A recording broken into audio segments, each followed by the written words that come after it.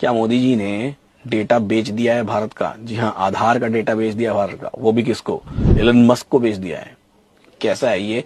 आप, मेरे को तो समझ नहीं आ रहा है, आप जरा मुझे बताइए कमेंट बॉक्स में। स्टारलिंक जो कि एलन मस्क की कंपनी है, उसने यूआईडीएआई जो कि भारत में आधार सिस्टम को मैनेज करती है, यूआईडीएआई से एक कॉन्ट्रैक्ट किया है।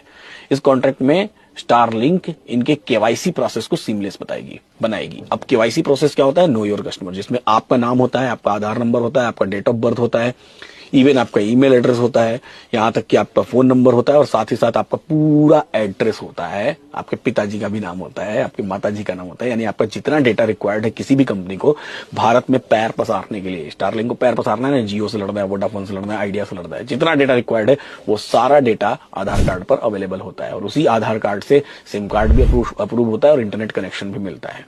और सीधा कंपनी आई इंडिया में, और आते से ही सबसे पहला उन्होंने कॉन्ट्रैक्ट किया यूआईडीएआई से।